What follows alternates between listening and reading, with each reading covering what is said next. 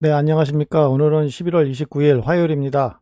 비트코인 주봉상 변동성의 움직임이 나올 가능성이 높은 흐름이 보이기 시작했습니다. 이 내용은 비트코인 차트 설명 때 자세히 설명드리도록 하고요. 처음으로 주식시장 흐름에 대해서 좀 먼저 보겠습니다.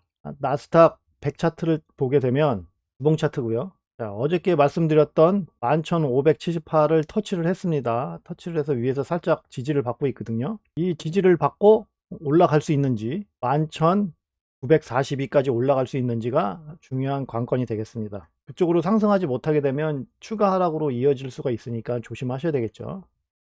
그때가 12월 2일입니다. 12월 2일을 기준으로 해서 앞뒤로 하루 이틀 정도의 흐름으로 변동성이 나올 가능성이 있습니다. 11527에서 지지를 받고 쭉 이렇게 올라올 수 있는지를 봐야 되겠고요.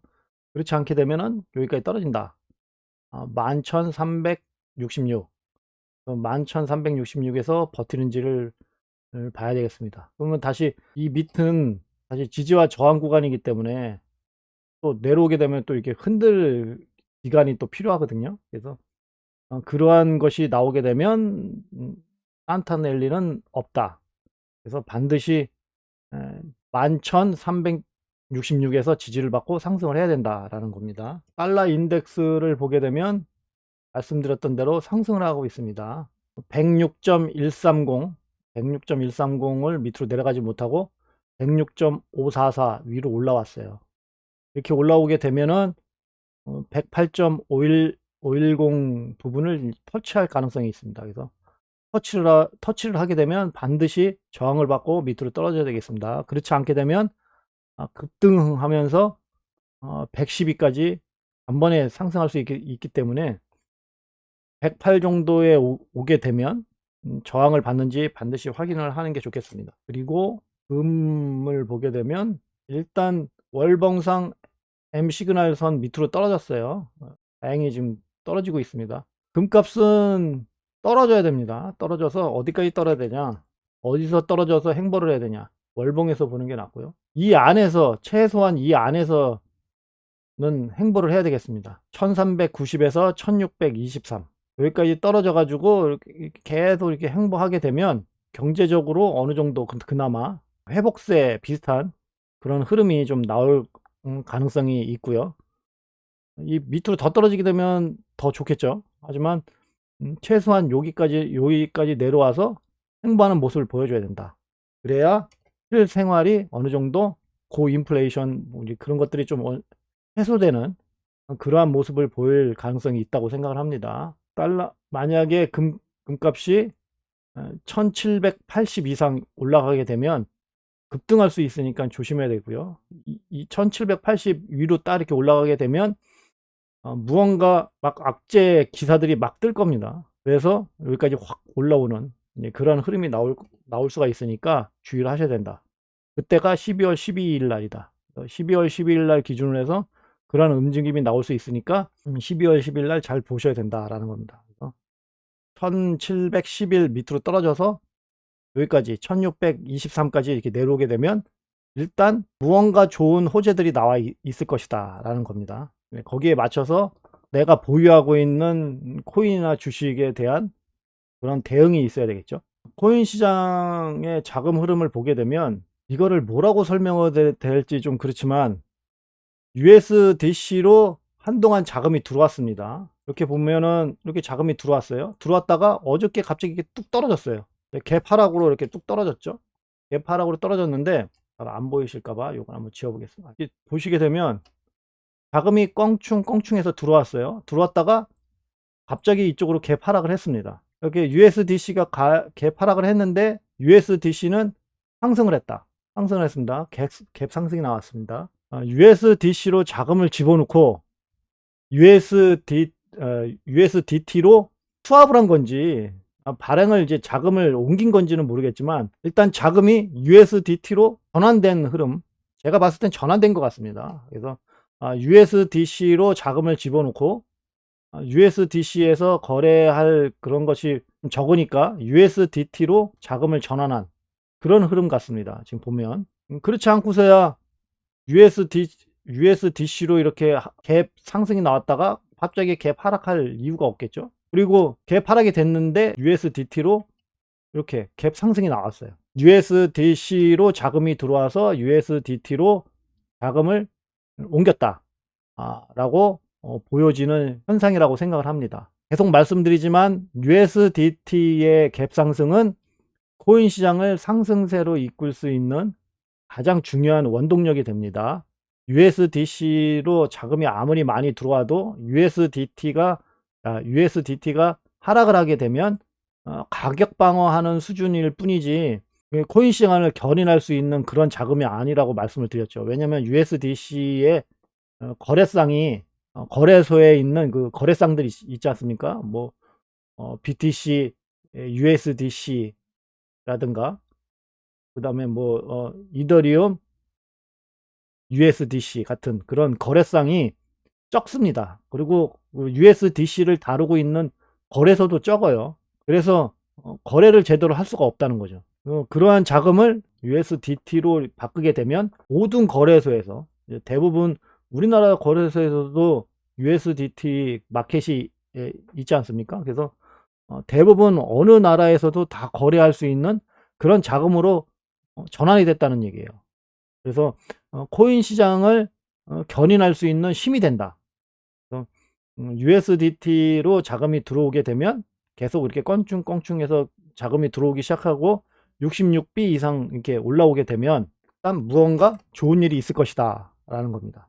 그래서 오늘 제목에도 말씀드렸던 변동성의 시작이 USDT로 자금이 들어와서만 말씀을 드리는 게 아니지만 일단 시작을 했다 라고 보여집니다. USDT로 자금이 계속 들어와요. 처음으로 오늘 들어왔지만 갭상승이 어차피 갭상승이 나와야 자금이 들어오는 거니까요. 그래서 USDT로 이렇게 며칠에 걸쳐서 계속 이렇게 자금이 들어오는 흐름이 보여요. 그러한 흐름이 보이고 비트코인 도미넌스가 만약에 상승을 하게 됩니다. 그러면 비트코인 쪽으로 자금이 쏠리게 되죠. 자금이 쏠리게 되고 자금이 들어오고 자금이 쏠려. 이렇게 되면 비트코인 가격이 상승하는 흐름이 보일 가능성이 있습니다. 비트코인이 상승하게 되면 상승해서 비트코인 도미넌스가 이렇게 쭉쭉쭉쭉 이렇게 올라오게 되면 어느 시점에서 계속 상승만 할 수는 없지 않습니까? 어느 한 지점에서는 이제 행보를 하겠죠. 상승을 했다가 그런 흐름이 나오게 되면 다시 비트코인 도미넌스는 살짝 하락하는 모습을 보이면서 알트코인을 상승시킬 것이다. 그러한 흐름이 계속 나오게 되면 어느 정도의 단기 상승이 일어날 가능성이 있다라는 겁니다. 그렇지 않고 자금이 들어와. USDT로 일단 자금이 들어온다는 게 전제 조건입니다. 자금이 들어오고 비트코인 도미넌스가 상승하는 척하고 하락을 해. 하락하게 되면 알트코인 쪽으로 자금이 이동한다는 얘기입니다. 이렇게 되면 알트코인의 순환 펌핑이 엄청나게 나온다는 얘기거든요. 순환 펌핑이 나오고 비트코인은 계속 하락을 해요. 그러면 그때 중요한 게 비트코인이 상승하느냐 하락하느냐를 봐야 됩니다. 알트코인의 순환 펌핑이 나올 때 이더리움이 상승을 해서 비트코인 도미넌스가 이렇게 하락을 하게 되면 일단 단기 상승세가 이어지겠습니다. 하지만 이더리움도 별로 움직임도 없고 비트코인도 별로 움직임이 없는데 비트코인 도미넌스가 계속 하락을 해서 알트코인 쪽으로 자금이 자꾸 집중이 되면 순환 펌핑이 되고 나서 그 다음에 코인 시장이 급락하게 되고요. 비트코인 도미넌스는 급등을 하게 되겠습니다. 그래서 위험할 수가 있어요. 그러니까 이 자금이 알트코인 순환 펌핑으로 쓰였다는 얘기죠. 쓰이고 나서 그 자금이 쭉 빠지면서 이렇게 반대 현상이 되는 거죠. 그러면 자금이 들어오고 얘가 순환 펌핑 했다가 갑자기 급락을 하고 코인 시장에 급락을 하고 비트코인이 급락을 하면서 비트코인 도미넌스가 상승을 해요. 이렇게 되면 어디에선가 매집이 시작될 겁니다. 무슨 매집이? 비트코인 매집이 시작될 것이라고 저는 생각이 됩니다. 여기서 벌었던 거 여기서 먹고 개인 투자자들은 울고 이제 그러한 순환이 나오겠죠. 그래서 패닉셀이 나올 것입니다. 개인 투자자들한테는 패닉셀이고 기관 투자자들이나 그 큰 고래들은 이제 매수의 기회, 매집 시기가 온 거죠. 그러한 흐름이 나올 것이다 라는 겁니다. 그래서 USDT로 자금이 들어오는 게 가장 중요하겠습니다. 계속 껑충껑충해서 자금이 들어오기 조금이라도 계속 그렇게 꾸준하게 들어오게 되면 이러한 순환 펌핑이 일어난다. 이러한 순환 펌핑은 코인 시장에 새로운 활력을 불어일으키게 될 것이고요. 새로운 변동성이 발생하게 될 것입니다. 그런 새로운 변동성은 새로운 파동을 만들게 될 것이라고 보고 있습니다. 그래서 그러한 시작이 이번 주가 될 건지는 좀 이따 비트코인 때 설명을 좀 다시 좀 드리겠습니다. 이제 그러한 흐름이 있다라는 거고요. 지금 WBTC는 살짝 올라오다가 살짝 멈췄죠. 그래서 1BTC에 패킹이 되는지를 봐야 되겠습니다. 1BTC에서 패킹이 됨과 동시에 자금이 들어오고 패킹이 되고 하게 되면 안정화가 됩니다. 안정화가 됐다는 얘기는 코인 시장이 안정을 찾았다는 얘기예요. 코인 시장이 안정을 찾게 되면 이때까지 누구도 모르게 매수했던 매집했던 그러한 것들이 이제 폭발할 가능성이 있다. 그러한 흐름으로 WBTC를 보시면 되겠습니다. 그래서 WBTC의 패킹을 1BT에 패킹을 하는지 아니면 1BT 패킹을 못하고 밑으로 떨어지는지를 보면 되겠죠. 그러면 만약에 떨어지게 되면 아직 불안한 요소가 있다라는 얘기죠. FTT 거래소에서 이제 이러한 일이 나오면서 내려왔다고는 볼 수 있겠지만 어떻게 보면 거래가 계속 감소하고 있기 때문에 이렇게 흘러내릴 가능성이 있습니다. 이제 거래가 없고 계속 거래가 없는데 그러한 이제 악재가 하나가 나오면서 쭉 빠져버리는 그러한 흐름이 나왔는데 하여간 다시 올라와서 여기서 1BTC에 패킹이 되면 다시 상승세를 보일 가능성이 있다. 코인 시장이. 그러한 흐름으로 WBTC를 보시면 되겠습니다. 그래서 WBTC를 보면서 이걸 뭐 거래를 해야 돼? 그렇게 생각하실 수 있는데요. 이거는 거래를 하기 위해서 보는 게 아니에요. 그러한 의미로 WBTC, BTC 이 차트를 보시면 되겠습니다. 자, 어저께부터 이제 보기 시작했는데 일단 이건 띄워놓고요. 자, 이더리움 BTC 마켓입니다. 이더리움 BTC 마켓이 변동성 주간이 되면서 0.072 이상으로 상승하지 못하고 하락 마감했습니다. 하락 마감 해 있고요. 이거를 쫙 이렇게 해서 여기까지 딱 올라오는지를 봐야 되겠습니다. 올라오질 못하고 올라오는 척 하다가 이제 밑으로 떨어지게 되면 0.067까지 떨어질 가능성이 있습니다. 이더리움이 0.057 여기 이 밑으로 떨어지게 되면 상승의 힘이 급격하게 빠질 것으로 예상이 됩니다. 급격하게 빠지게 되면 저 밑으로 떨어지겠죠. 저 밑으로 떨어지면 거의 뭐 한 60만 원대까지 떨어질 가능성이 있습니다. 좀 약간 좀 힘들 수가 좀 있지만 일단 여기 0.057 이상에서 지지를 받게 되면 이제 가격을 유지하고 이제 상승하게 되면 상승의 힘은 계속 있다라는 겁니다. 그것만 좀 주의하시면 되고요.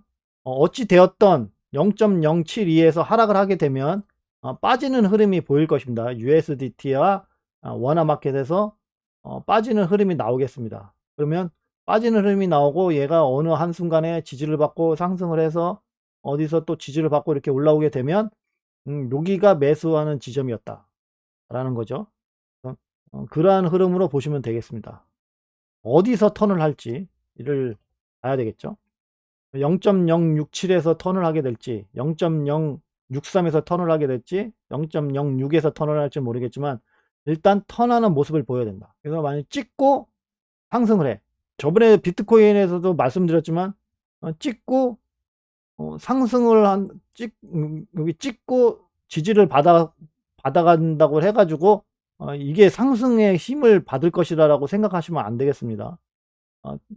지지를 받고 상승을 해서 어느 지점에서 다시 지지를 받아야 돼요. 그래야 여기에서 상승의 힘을 받을 가능성이 있습니다. 그렇지 않게 되면 지지를 받는 척에다가 또 이렇게 흘러버릴 수가 있기 때문에 주의하셔야 돼요. 그래서 거래할 때는 그러한 모습을 확인해야 된다. 그렇지 않게 되면 좀 힘들 수가 있다.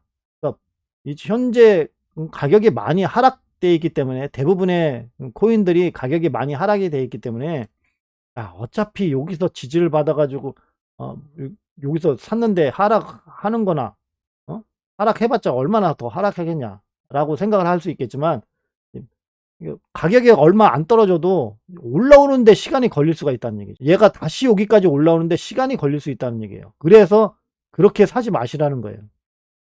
다른 것들은 다 이렇게 상승하고 있는데 내 거는 여기서 지지받고 떨어져 가지고 여기서 겨우겨우 이렇게 간신히 이렇게 올라와. 다른 것들은 막 슉슉 올라가는데. 그러면 얼마나 속상합니까? 그래서 사지 말라는 거예요. 괜히 그런 걸 사가지고 속상해하고, 남들 다 올라가는 거 그냥 이렇게 쳐다만 보고 있고, 그러면 안 되지 않습니까? 그래서 사지 말라는 겁니다. 뭐 괜히 이게 더 떨어져가지고 뭐 그런 게 아니고요. 여러분을 위해서 말씀을 드리는 거예요. 그래서 지금 같은 경우는 떨어졌다가 지지받고 조금이라도 상승을 해서 다시 지지받는 모습. 그러면은 여기가 중요한 지점 아닙니까? 여기 지금 제가 이렇게 다 표시해 놓은 게 중요한 지지와 저항 구간이니까 얘가 떨어졌어. 그러면 여기서 지지를 받게 되면 여기까지 0.072까지 올라오는 걸 보셔야 된다는 거예요. 그러면 여기서 지지를 받는 모습을 보일 때 여기서 매수를 해야 된다는 얘기죠. 그리고 이렇게 상승하는 흐름을 봐야 되는 거예요. 여기서 떨어져 가지고 여기서 매수해서 다 가격이 더 떨어지게 되면 여기까지 올라오는데 힘이 걸릴 수가 있다. 그러한 의미로 보셔야 되겠습니다. 자, USDT, 이더리움 USDT가 1196에서 하락을 했습니다. 하락을 했기 때문에 1128에서 지지를 받는지를 봐야 되겠습니다. 가능하면 장기 상승 추세선, 여기 1번이라고 돼 있는, 자주색으로 돼 있는 요 상승 추세선을 딱 위에서 올라가든 살짝 밑으로 내려와서 올라가든, 가능하면 장기 상승 추세선 근처에서 이렇게 상승하는 모습이 나와 가지고 1196 이상 상승하는 모습이 나왔으면 좋겠습니다. 그러한 모습이 나오는지를 봐야 되겠습니다. 그렇지 않게 되면 1128 여기서 지지를 꼭 받아야 되겠습니다. 이 근처에서 이렇게 지지를 못 받게 되면 추가 하락으로 이어질 수가 있습니다. 추가 하락하게 되면 $1000, 1000달러가 깨지는, 1000USDT가 깨지는 그 구간까지 하락할 가능성이 있습니다. 그럼 이쪽으로 이제 쭉 이렇게 떨어졌을 때 급격한 상승이 나와서 1196 이상으로 올라가야 되겠습니다. 이쪽으로 딱 터치를 하게 되면 여기를 1196을 상승하지 못하고 이쯤에서 다시 하락하게 되면 더 하락할 수 있기 때문에, 그래서 내려왔다가 올라왔다가 여기까지 해서 이렇게 올라갈 수도 있지만 보통인 경우는 내려왔다가 올라갔다가 더 떨어져 버립니다.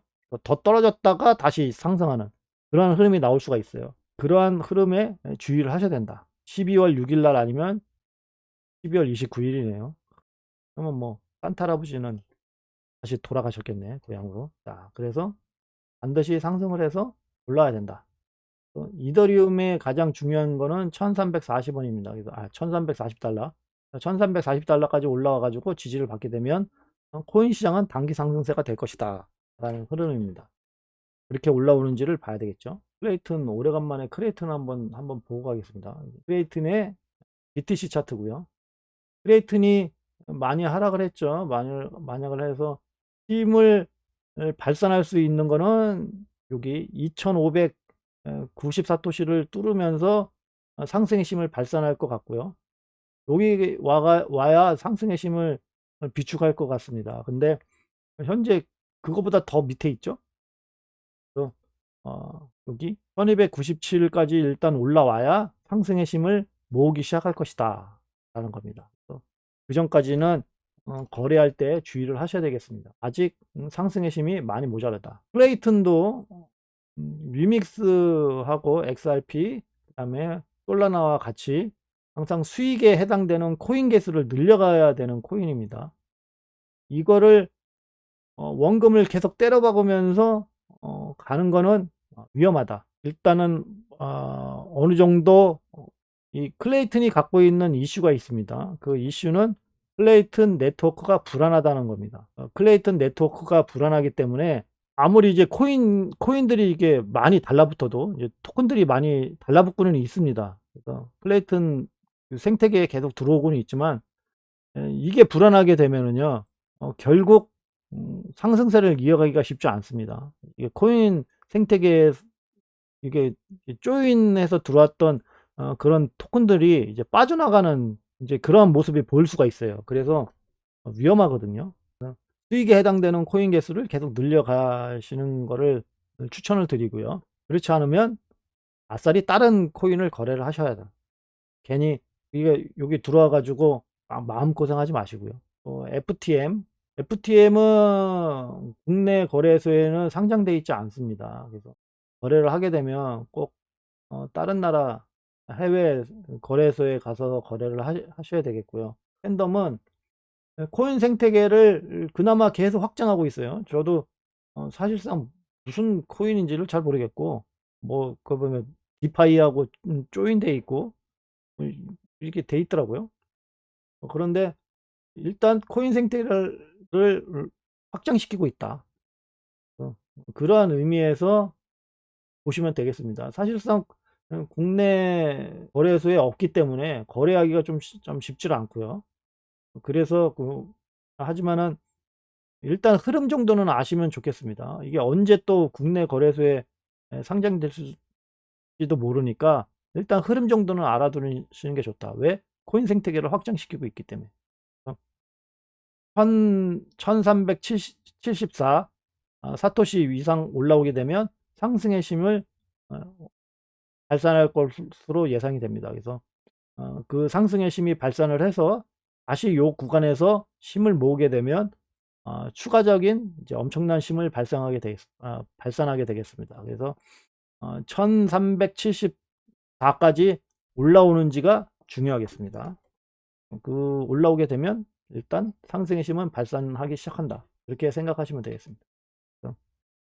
나머지 USDT 차트에 대한 그 아이디어는 제가 트레이딩비에다 올린 거를 확인해 주시면 감사하겠습니다. 비트코인 차트고요. 비트코인이 제가 변동성의 시작이라고 얘기하는 것은 뭐냐면, 어떻게 보면 뭐 단편적일 수도 있고요. 어떻게 보면 저만의 그런 내피셜일 수도 있습니다. 하지만 저는 근거를 가지고 얘기를 합니다. 그래서 이번 주에 반드시 15,916 근처까지 내려와서 행보를 해야 된다라는 겁니다. 그래서 행보를 해서 마감을 해야 된다. 팬들이 상승하지 말고 상승을 하게 되면 힘의 발산, 변동성의 시작이 깨질 수가 있습니다. 그러면 또 흐지부지하게 계속 이렇게 흘러갈 수 있습니다. 그래서 반드시 밑으로 내려서 1596 근처에서 마감을 해야 되겠습니다. 그러니까 상승 캔들로 마감하면 안 되겠습니다. 그렇게 되면 변동성이 일어날 가능성이 큽니다. 무슨 변동성? 어디로 상승할 변동성이 나올 가능성이 있다라는 겁니다. 그 의미는 일단 15,916 근처에서 마감이 되고 상승 캔들로 마감이 되면 안 된다. 어떻게 보면은 좀 비관적일 수는 있겠지만 일단 그렇게 나와야 된다. 그러한 의미는 요것 때문에 그렇습니다. 대개의 지표가 전부 다 과매도 구간으로 들어갔을 때 이것을 지켜줘야 되겠습니다. 과매도 구간에서 지켜줘야 된다. 언제까지인지는 모르겠지만 일단 지켜줘야 된다. 그래서 그러한 과매도 구간이 이어지다가 과매도 구간에서 벗어나는 흐름이 나오면서 상승세가 이어질 것이다. 새로운 변동성이 나올 것이다 라는 겁니다. 자, 여기 보시게 되면 과매도 구간에서 이렇게 들어왔어요. 들어왔다가 벗어나면서 과매도 구간에서 벗어나면서 상승을 했죠. 그리고 주봉입니다. 일봉이 아니고 주봉이에요. 여기에서도 과매도 구간으로 들어왔다가 상승을 했습니다. 얼마 상승을 하지 못했지만 일단 상승하는 흐름이 나왔고요. 이러한 것들이 밑으로 내려가면 쭉 저의 지표를 보시게 되면 쭉 돼 있어요. 뭐 제가 여기서 일일이 다 실시간으로 볼 필요는 없겠지만, 자, 흐름이 나왔죠. 주봉에서 과매도 구간으로 들어간다는 것은 어떻게 보면 희소식이다 라는 겁니다. 오랜 기간을 걸렸지만 결국 상승을 했다. 더 이상 하락은 하지 않았죠. 여기서도 상승을 좀 했습니다. 상승을 했다가 힘을 받지 못하고 행보는 했지만 일단 상승하는 흐름이 나왔어요. 그래서 상승하는 흐름이 나온다 라는 겁니다. 이러한 상승하는 흐름은 시장에서 활력을 주게 되겠습니다. 보시게 되면 이것도 마찬가지죠. 다 마찬가지입니다. 여기서 내려왔다가, 이거는 내려왔다가 이제 상승했지만 일단 벗어나면서 상승하기 시작했습니다. 이것도 벗어나면서 상승한 거거든요. 여기 보게 되면 마지막으로 여기서 벗어나면서 한번 밀었지만, 이게 이러면 이제 상승하기 전에 이제 눌린 거 있지 않습니까? 이제 계속 이렇게 행보하다가 상승하려고 한번 밑으로 쭉 내렸다가 이거 폭 올라가는 거. 그리고 상승하다가 갑자기 뻑 올라갔다가 밑으로 확 내려가는 거. 이제 그러한 흐름으로 이해를 하셔야 되겠죠. 그러한 흐름이 나왔다. 그래서 이번 주에 하락 캔들로 끝나게 돼서 과매도 구간, 3개가 과매도 구간, 이게 역삼각형 빨간 거가 유지가 되면 변동성의 시작이 돼 있다. 그러한 변동성은 어디선가 지지를 받아야 되겠죠. 여기서 지지를 받지 못하고 그 다음에도 이렇게 보기 시게 되면 뭐 3개가 나올 수도 있고 2개가 나올 수도 있고 뭐 하나만 나올 수도 있고 할 수 있지만 하여간 벗어날 때까지, 삼각형이 없어질 때까지 어디선가 지지를 받아야 되겠습니다. 그래서 이번에 여기서 지지를 받지 못하고 이제 하락하게 되면 이제 최종적으로 여기까지 떨어질 거라고 저는 보고 있거든요. 13K까지. 그러면 13K까지 떨어졌다가 이제 상승하는 흐름이 나오는지를 봐야 되겠죠. 그러한 변동성이 시작이 됐다. 그런데 아까 전에 말씀드렸던 USDT로 자금이 들어왔다. 이렇게 하락했는데 USDT로 자금이 들어왔고 이러한 과매도 구간의 표시가 떴다. 뭐가 좀 스토리가 좀 짜지지 않습니까? 자금의 흐름이 어느 정도 짜지고 있다. 그러니까 자금의 흐름이 어느 정도 짜져 있기 때문에 그러한 흐름이 계속 나오는지만 보면 되겠습니다. 그러면 현재 가격이 내가 보유하고 있는, 그러니까 뭐 이러한 흐름이 나와요. 뭐 어찌 되었던 뭐 내려갔다 상승을 하던, 여기서 지지를 받고 상승을 하던, 어떻게 됐던, 중요한 거는 내가 보유하고 있는 코인을 어떻게 처리할 건가 아닙니까? 뭐 얘가 비트코인이 저 꼭대기로 가던 내 코인이 상승을 안 하면 어차피 말짱 꽝 아닙니까? 이거 말짱 꽝이죠. 내가 보유하고 있는 코인이 안 가면 말짱 꽝. 그러니까 내가 보유하고 있는 코인의 위치가 어딘지를 확실히 보셔야 되겠습니다. 그 위치는 어떻게 확인을 하냐면, 일봉에서 MRHAB 이거를 이제 공유를 받으셨겠죠, 저희 차트를. 그러면 요거 있습니다. OBV 마이너스 100 플러스 100. 이 세 군데 그러니까 근처, 현재 가격이 형성되어 있는 그 근처에 이게 3개가 있나를 보시고요. 이 3개가 만약에 있다면 거기서 지지를 받고 있는지 저항을 받고 있는지를 보셔야 되겠습니다. 만약에 지지를 받고 있다 하면 상승할 가능성이 있어요. 그러면 상승할 가능성이 있다면 어떻게 하셔야 되겠습니까? 그거는 여러분이 생각을 하셔야 되겠죠. 현재 변동성의 위치에 있기 때문에 생각을 하셔야 되는 거예요. 매수를 하고 매도를 하라는 얘기가 아닙니다. 왜? 아까 전에도 말씀드렸죠. 이게 벗어나야 됩니다. 중요한 건 과매도 구간에서 벗어났을 때 변동성이 나오는 거예요.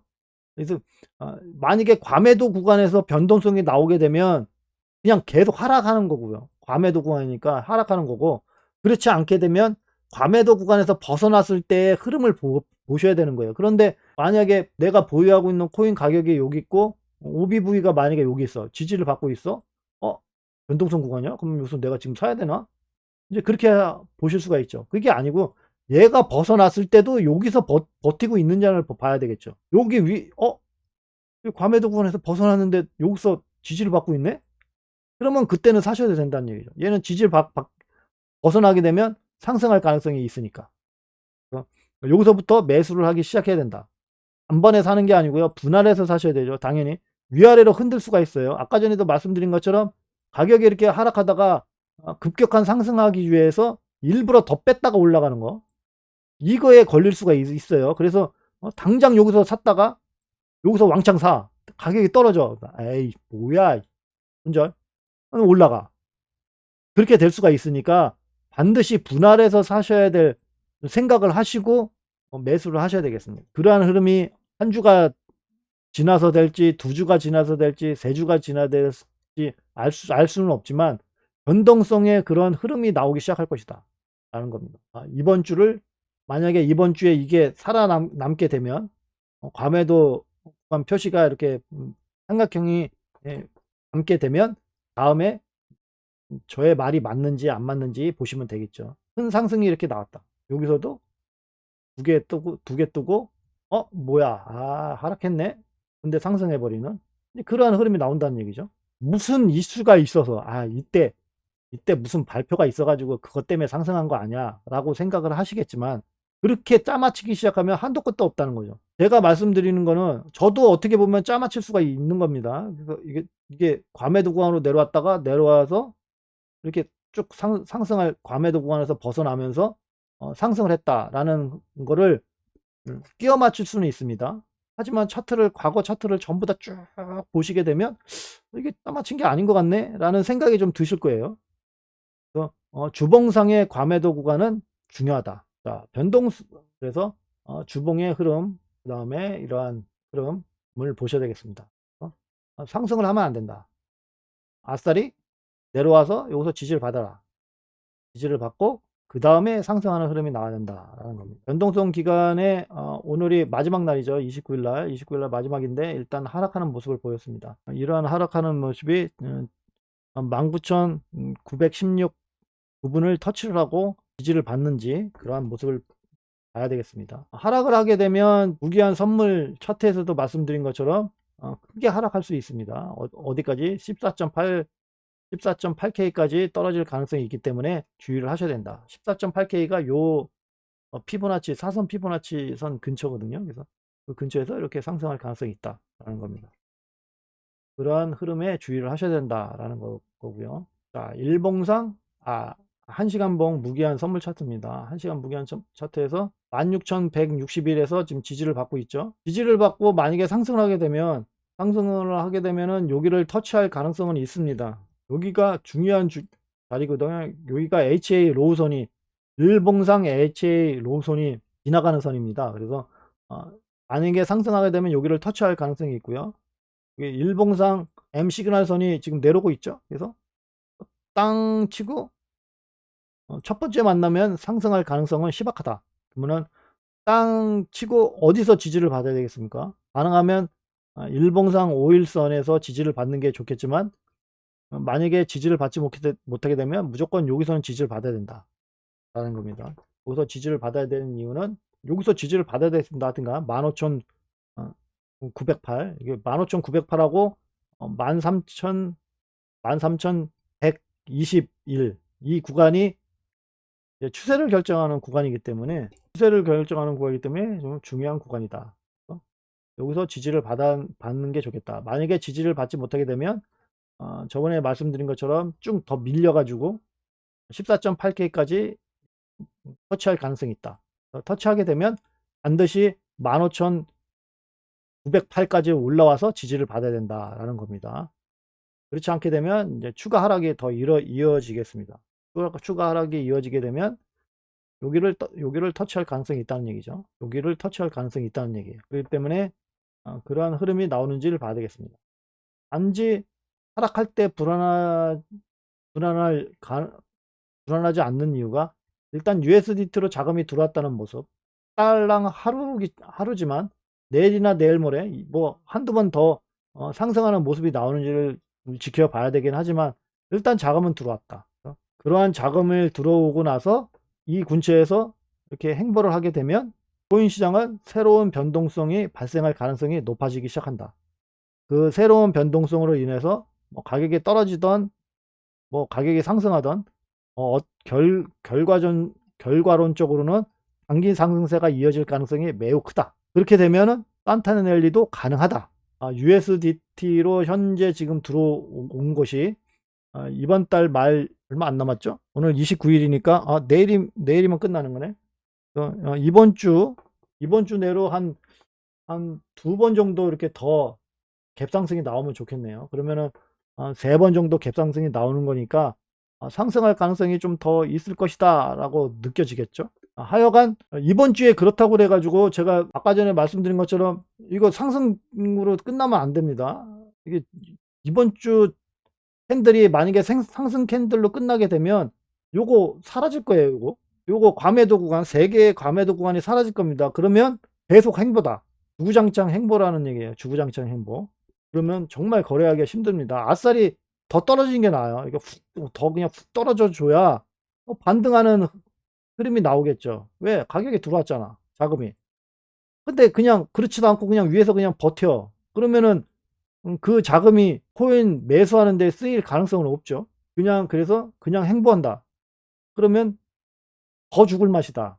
아싸리 내려가서 놀랐지만 내가 보유하고 있는 코인을 추가 매수만 안 하고 있으면 사실 떨어지면 호재다. 왜냐? 가격이 더 많이 떨어지면 밑에서 지지받고 상승해서 이게 올라오는 거 볼 때 사가지고 하게 되면 빠져나올 가능성이 있으니까. 하지만 여기서 행보하게 되면 아무것도 할 수가 없다. 그럼 더 악재 아닙니까, 이게? 이게 더 악재예요. 그냥 아싸리 떨어지는 게 나아요. 그렇죠? 그러니까 그러한 모습을 봐야 된다. 반드시 오늘은 이번 주는 상승 캔들로 마감하면 안 된다. 무조건 음봉으로 마감해야 되는데 왜 자꾸 올라오냐? 자, 그리고 변동성 기간은요. 요거를 설명드리려면 추세선을 어떻게 그리느냐에서부터 봐야 되겠습니다. 추세선과 이런 추세선과 나의 지지와 저항선이 있어야 변동성 기간이 나옵니다. 이러한 추세선은 현재 여기서도 지금 월봉에서 추세선을 지금 그었죠. 이 추세선을 그린 거는 그냥 그린 게 아니고요. 요거를 보고 그린 겁니다. 여기 보시면 스토캐스틱 RSI가 있습니다. 스토캐스틱 RSI가 일반적으로 여기 트레이딩 뷰나 아니면 그 거래소에서 나오는 그 기본값으로 하게 되면 저하고 틀려요. 저하고 틀리고요. 그 다음에 이 선은 원래는 이거는 어차피 그리려면 저의 차트를 써야 되긴 하거든요. 일반적으로 나오는 스토캐스틱 RSI입니다. 여기 보시게 되면 설정값이 이렇게 돼 있어요. 3, 3, 14, 14. 그런데 저는 요거를 7로 씁니다. 저는 요거를 7로 써요. 7로 쓰게 되면 비슷하죠? 비슷한데 얘는 두 줄이고 저는 한 줄이에요. 그러면은 여기 한 줄이니까 이걸 뺐나 보네. 파란 선으로 바꾸겠습니다. 그러면 이거를 빼고 헤이선만 썼나 보네 라고 생각하겠지만 틀리네. 위치가. 그쵸? 위치가 틀리죠. 여기 꺾이는 위치가 틀리죠. 그래서 기본적으로 쓰는 게 좀 살짝 틀립니다. 이게 좀 약간 좀 원칙을 좀 줬어요. 그래서 K와 D 이 선을 합쳤습니다. 합쳐서 이게 중간값으로 나온 값이에요. 그래서 중간값에다가 다시 변화를 또 줬습니다. 그래서 이게 만들어진 거거든요. 그래서 어느 정도 저하고 똑같은 거를 하시려면 이거를 그냥 차트를 공유를 받아서 이걸 쓰셔야 된다. 보시게 되면은 여기 제일 밑에 과매도 구간으로 이제 들어가서 나온 과매도 구간에서 들어가서 나온 이제 최하 지점 있잖아요. 그 지점입니다. 그 지점의 저점. 그리고 여기도 마찬가지고. 현재 약간 바뀌어 가지고 원래 이거는 좀 바뀌어야 되겠죠. 이거는 사실상 그릴 수는 없어요. 이거 좀 보게 되면 진행형이잖아요. 올라오는 게 없죠. 이게 보자. 99까지 내려갔네. 그래서 사실상 이거는 그릴 수가 없는 거예요. 근데 그릴 수가 없는 거예요. 꺾여서 이렇게 쭉 내려오다가 이렇게 꺾여서 이렇게 올라가야 여기 끝점하고 거기에 해당되는 캔들 끝점을 연결해서 하는 건데 지금 이거는 그릴 수가 없는 거예요. 그리고 고점. 여기 고점 보면 이것도 고점도 안 맞는 거네. 대충 그렸나 보네. 이걸로 해야죠. 이게 좀 더 정확할 겁니다. 선물 차트는 일단 대충 그려놔서 이걸로 다시 설명드릴게요. 거기서 월봉 이렇게 딱 그려놓고, 자, 여기서는 끝점이 없으니까 원래는 그리려면 여기서 그리는 겁니다. 여기 끝점 있지 않습니까? 여기 끝점에서 저점 선택하고 여기가 저점이죠. 여기 저점을 이렇게 그려요. 그래놓고 얘는 월봉에서 그렸으니까 저는 자주색으로 이렇게 표시합니다. 이렇게 그려놓고 얘도 얘는 이제 그 시가 무조건 얘는 빨간색이고요. 이 저가로 그린 거는 그냥 저점에서 어느 캔들이든 상관이 없어요. 맞죠? 그린 거고. 얘는 무조건 저점이고요. 이 고점에서 그리는 거는 이렇게 무조건 하락 캔들의 시가를 해야 됩니다. 하락 캔들의 시가. 이렇게 그려놓고 이 근처의 지지와 저항선을 가지고 어 이제 이게 만약에 이렇게 여기가 중요한 지점 아닙니까? OBV 중요한 지점이면 이, 이 추세선과 이 중요한 지점의 교차 지점 이제 클릭합니다. 그렇게 되면 이제 변동성 기간이 되는 거예요.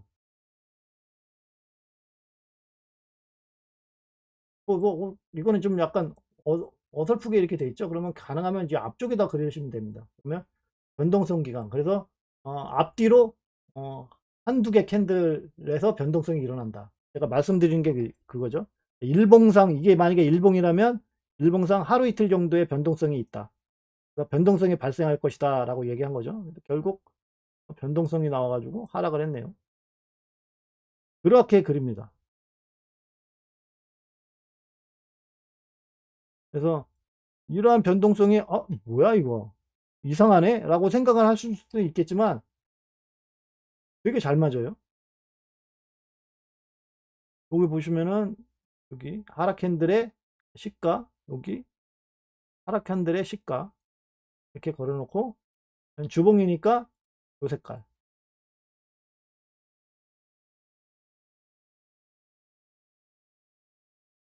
보통 대부분의 사람들은 다 그 무슨 발표하는 날에 변동성이 나온다고 그러죠. 발표하는 날 변동성이 나올 가능성이 더 큰가요? 보통 그 전에 움직임이 벌써 나오죠. 그래서 저는 그런 걸 보고 말씀을 드리지 않습니다. 이것도 마찬가지로 여기에 보시게 되면 지지와 저항선이 여기 지나가고 있죠. 그래서 중요한 지지와 저항선에서 움직임이 가장 잘 나옵니다. 중요한 지지와 저항선은 OBV하고 플러스 100, 마이너스 100 그거하고 마주치는 게 가장 많이 잘 나오고요. 그렇지 않게 되면 그런 게 없어. 현재 이 근처에 없잖아요. 그러면 약간 변동성은 좀 약할 수는 있지만 이런 거 현재 캔들까지 이렇게 쭉 나와 있는 거 여기를 이렇게 보시게 되면 현재 지금은 지나서 뭐 지나고 나서 이렇게 그려봤자 뭐하냐라고 말씀을 하시겠지만 이거를 쭉 그려요 계속. 그리다 보면 이제 보이게 됩니다. 사전에도 어디선가 하나 그린 것 같은데. 자, 이것도 마찬가지예요. 이것도 이거는 지나기 전에 지금 그린 거죠. 지나기 전에 그린 거 아닙니까? 그래서 지금 변동성이라고 가장 중요하게 생각한 건 여기입니다. 그래서 주봉의 HA 로우선 0.28을 하락 추세선이 지나가면서 이제 교차를 했죠. 그래서 여기를 중요한 지점으로 잡고 변동성 기간이 나온 겁니다. 이러한 변동성 때 쭉 여기까지 상승할 건지, 여기가 중요하니까 여기까지 상승할 건지, 그렇지 않으면 이제 떨어질 건지, 그러한 흐름이 나오는 거예요. 아닙니다. 이거는 일봉에서만 돼요. 일봉, 주봉, 월봉. 그 밑으로 떨어지게 되면 이제 조금씩 약해요. 하지만 제가 가끔씩 보여드리는 경우가 있어요. 예전에도 그런 것처럼 일봉에서 추세선을 그리고 그래가지고 말씀드린 적이 있지만 그거는 뭐냐면 일봉에서 그린 거 있지 않습니까? 여기 요날 그러면은 12월 10일 날 아닙니까? 그러면은 12월 10일 날에 딱 보시게 되면 그 하락 추세선이나 여기 보시면은 지금 이게 만나는 선이 뭐를 그리고 있는지를 여긴가 보네. 여기하고 단기 그러니까 월봉에서 그렸던 하락 추세선과 주봉에서 그린 하락 추세선이 만나는 서로 이렇게 교차를 하죠. 이게 두 개가 이렇게 어느 한 지지와 저항선을 이렇게 뚫고 이렇게 지나갔을 때 그거를 교차를 하게 되면 여기는 더 센 겁니다. 그래서 10월 10일 날은 센 거거든요. 그러면 이 센 거를 일봉에서 보는 거죠. 그래서 정말 일봉에서 보게 되면 그 위치가 시간대별로 살짝 바뀌지 않습니까? 그래서 그걸로 말씀을 드리죠, 보통. 그리고 그렇지 않고 그냥 일봉에 1시간 봉이나 4시간 봉에서 하게 되면 잘 맞지를 않아요. 왜냐면은 일봉하고 4시간 봉, 뭐 그런 뭐 15분 봉 같은 거는 말씀드렸지만 10소가 나올 가능성이 커요. 그래서 그 10소 때문에 그게 적용이 안 된다는 거예요. 분명히 그 근처까지는 가는데 10소 때문에 막 이상해지는 거예요. 이러한 변동성은 항상 일봉, 주봉, 월봉 이렇게 세 군데서 보시는 게 낫다라는 겁니다. 그러면은 보통 맞아요. 이게 변동성이 맞지 않습니까 이거? 변동성이라고 얘기했는데 여기 이 차트에서 이건 무기한 선물 차트 아닙니까? 그래서 여기 보시면은 26일 날에 변동성이 나올 거예요. 했더니 위아래로 이렇게 쭉 흔들었어요. 여기 빨간색 잘 안 보이죠? 볼까요? 빨간색이 이렇게 위아래로 나오면서 그다음부터 이제 하락하는 이제 변동성이 나오지 않았습니까? 상승했다가 하락하면서 이제 더 하락하는. 보통 맞는다는 얘기죠. 어떠한 식으로 변동성을 하느냐는 솔직히 자기가 얼마나 그거를 믿을 수 있느냐가 중요하고요. 그 다음에 계속 말씀드리지만 우리에게 가장 중요한 거, 거래할 때 가장 중요한 거는 맥점을 찾는 겁니다. 그 맥점이 그런 그 추세선과 이렇게 마주치는 선, 그 추세선도 어차피 보조지표를 이용해서 그린 거잖아요. 그래서 그러한 객관적인 자료를 바탕으로 해서 만든 그러한 추세선들이 잘 맞는다는 얘기죠. 그래서 남들은 막 그런 그 저기 뭐야 무슨 발표날 때 여기 변동성이에요. 여기부터 조심하세요. 막 그러지만 저는 이상하게 이게 10월 10일 날, 10월 10일 날에 뭐가 있는지는 전 몰라요. 그런 걸 찾아보지 않기 때문에. 그래서 가끔씩 외국 분들이 그래요. 아니 이날이 왜 변동성이에요? 그러면 이날이 왜 변동성일까요? 저도 잘 모르죠. 왜냐면은 이게 차트에 그려져 있는 걸 갖다가 말씀을 드린 거거든요. 그래서 무슨 일 때문에 일단 변동성이 나올 것이다. 그 대신에 어디까지 움직일 것인가 하는 말씀을 드릴 수가 있죠. 그래서 이러한 변동성 때 10월 10일 날 현재 가격대가 여기 있지만 여기서 변동성이 일어나서 저 어디까지 올라갈 건지는 보통 알 수가 있죠. 왜냐하면 지지와 저항선이 있으니까. 그러한 흐름으로 이제 말씀을 드립니다. 이렇게 말씀을 드리면 맨 처음에는 그런가 보다 하고 그냥 넘어가는데 사실상 같이 그려보세요. 그려보고 내가 맞는 저의 차트에서 지금 여기 제공되는 요거 있지 않습니까? 변동 이거 풀 버전으로 되어 있는 거 MRHAB 이 지지와 저항선을 가지고 한번 그려보세요. 직접. 그게 맞다니까요. 이제 거의 대부분 맞아요. 그래서 이제 맞지 않는 것들은 이제 거래량이 없어서 그냥 행보하는 거. 그거 외에는 거의 대부분 맞다. 그래서 제 생각으로는 그래도 한 60% 정도는 맞지 않을까라고 생각을 합니다. 개인적인 생각으로는 더 높다라고는 생각하지만 일단 그렇게 생각을 합니다. 그래서 추세선을 그릴 때 내가 보고 그린 선 있지 않습니까? 보통 이렇게 내가 차트의 흐름을 보고 만약에 이렇게 그렸다. 그러면 이걸 가지고 나의 거래 전략을 만드는데 활용을 해야 되는데 사실상 보긴 잘 봐요. 사람들이 전부 다 이렇게 되죠. 자, 이렇게 돼가지고요. 여기 올라오면 여기까지 상승할 겁니다. 하지만 사실상 내가 돈을 딱 집어넣으면요. 이러한 내가 그린 거를 잘 믿질 못해요. 그래서 이거를 거래를 사실상 이용을 잘 못합니다. 그리고 사선만 이렇게 그려놨기 때문에 내가 어디서 매수를 하고 어디서 매도를 해야 되지? 그걸 알 수가 없어요. 올라갔다 내려왔다 올라갔다 내려왔다 이렇게 내려가. 그러면 이걸 손절을 해야 되는 거야 말아야 되는 거야 자꾸 그런 생각이 들어. 그래서 거래가 제대로 활성화가 안 된다는 거예요. 그래서 항상 지지와 저항선이 여기 있어야 된다는 거죠. 자, 여기 보시면은 마이너스 100이 여기 지나가고 있네. 그러면 여기가 중요한 거거든요.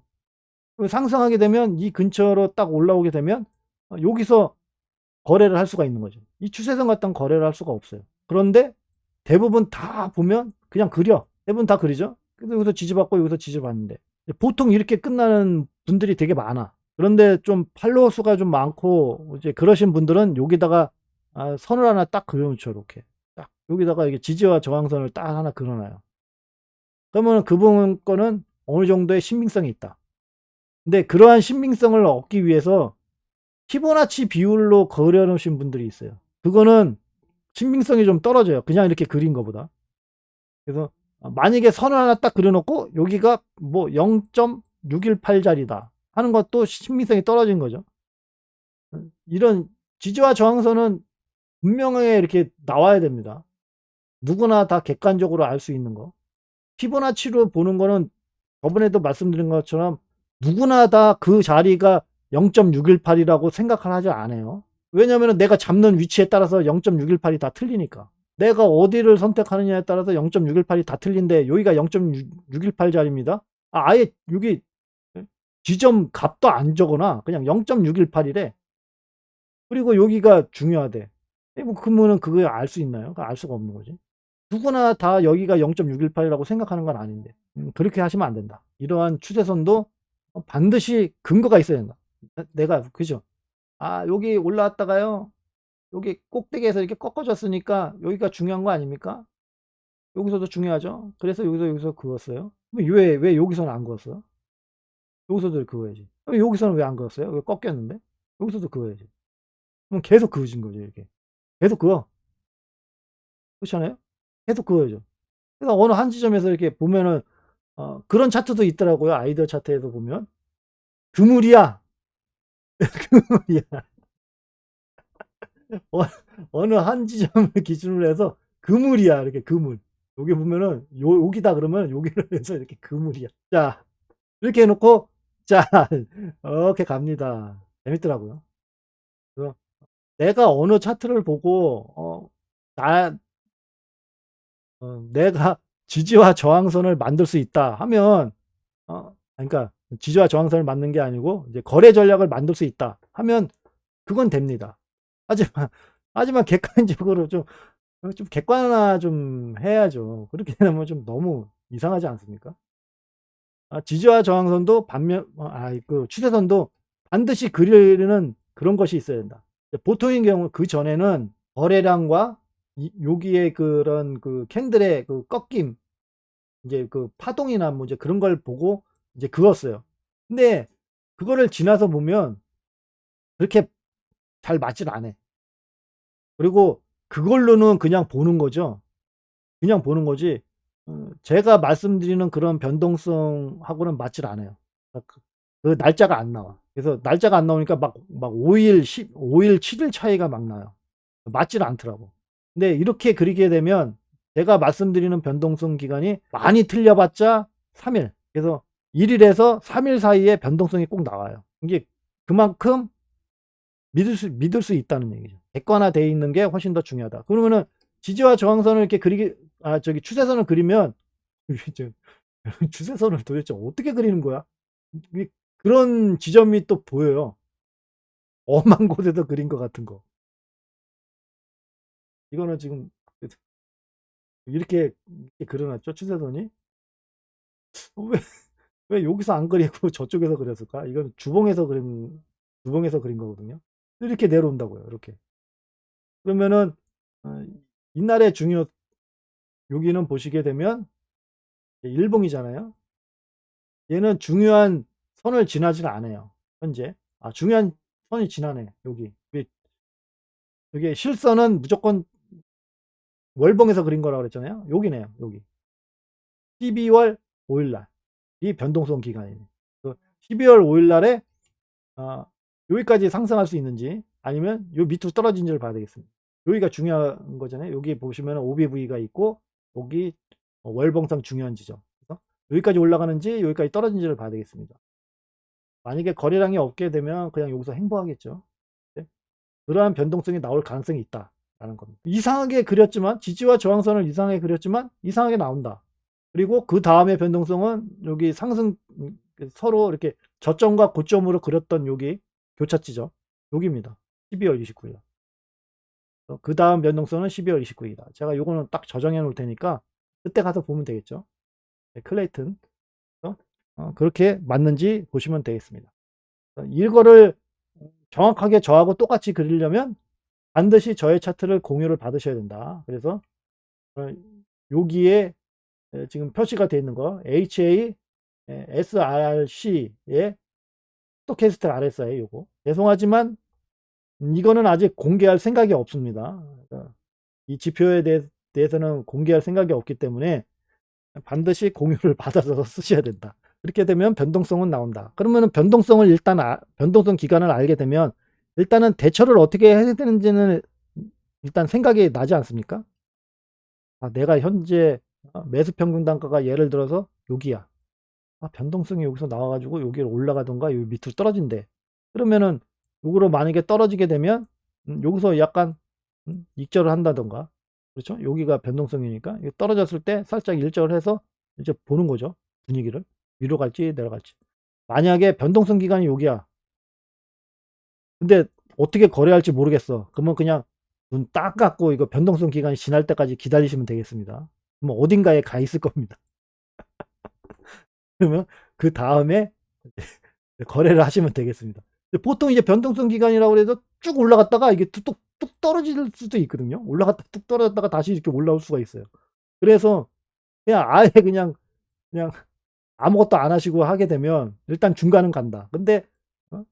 상승할 것 같아서 매수를 했는데 갑자기 하락을 해버렸다. 그러면 손실 아닙니까? 그리고 하락할 것 같아서 손절을 했더니 상승을 해. 뭐 그것도 안 좋지 않습니까? 그래서 변동성 기간에 대처를 못 하시겠다 그러면 그날은 그냥 무시를 해라. 그러니까 12월 5일 날에 나는 클레이턴을 어떻게 대처할지 거래 전략을 만들지 모르겠어. 그러면 12월 5일 날 지나서 거래를 해야 되겠다라고 생각하시고 그냥 건너뛰시면 되겠습니다. 괜히 이날에 그냥 막 움직여 그러면서 이거 어떡하지 그래서 움직일 때 뭘 하려고 해서 이중 손실을 보지 마시고요. 아싸리 하지 마시라는 얘기예요. 그러니까 거래 전략을 만드실 수 있으시면 그때 거래를 하시면 되겠습니다. 예, 차트 공유하는 방법은요. 저를 팔로우 하시게 되면 아이디어 스트림이라고 여기 옆에 있어요. 여기 보시면 아이디어 스트림이라고 있죠. 그거를 딱 누르시면 저는 요걸 누르게 되면 안 나오니까 제게 저는 이걸 누르겠습니다. 하지만 여러분은 요걸 누르셔야 돼요. 아이디어 스트림. 아이디어 스트림을 딱 누르면 제가 올린 아이디어가 쭉 떠요. 그러면 비트코인 보시면 여기 딱 나와요. 12월 29일 한글로 나오죠. 그럼 요걸 눌러. 이걸 딱 누르시게 되면 여기 쉐어라고 있습니다. 쉐어를 딱 누르셔가지고 내 것으로 만들기. 그러니까 다른 분 차트를 보실 때 쉐어를 눌렀는데 내 것으로 만들기가 안 나올 수가 있어요. 이제 그분들은 다 비공개 처리하신 겁니다. 그래서 그분들 거는 내 것으로 만들기가 안 되는 거예요. 그래서 내 것으로 만들기를 딱 누르게 되면 이렇게 여기 보시면은 요거 레이아웃, 레이아웃이 이름 없음으로 딱 뜹니다. 그러면은 내 것으로 만들기가 된 거예요. 그거를 이제 알 수 있는 거는 오브젝트 트리를 딱 누르시게 되면 오브젝트 트리가 이렇게 쭉 나와요. 그러면 제가 그린 지지와 저항선이 필요 없다 그러면 여기를 딱 클릭하시고 제일 밑으로 내려서 Shift 키를 누르고 여기를 마우스 왼쪽으로 딱 클릭하되면 파란색으로 다 선택돼요. 이렇게 해놓고 딜리트를 딱 누르시게 되면 다 사라집니다. 그러면 지표만 남죠. 그래서 이러한 지표를 사용하시면 되는 거고요. 저의 만약에 여러분이 쓰고 있는 지표하고 같이 쓰려고 그래요. 그러면 내 것으로 만들게 하신 다음에 요 지표 있지 않습니까? 요 지표에다 마우스를 대면 이렇게 검정색으로 나와요. 그러면은 여기 더보기라고 있어요. 점 3개. 이거를 딱 누르시게 되면 카피라고 있습니다. 카피를 딱 누르셔 가지고 여러분이 쓰는 차트 있지 않습니까? 저는 예를 들어서 제가 쓰고 있는 차트가 이거다 하게 되면 제가 쓰는 차트가 이거다 하면 여기다가 차트를 띄워 놓으시고 마우스 오른쪽 버튼 딱 누르시게 되면 붙여넣기가 나와요. 그럼 붙여넣기 누르게 되면 자, 이렇게 나온다. 그래서 여러분이 쓰고 있는 차트에다가도 집어넣을 수 있다 라는 겁니다.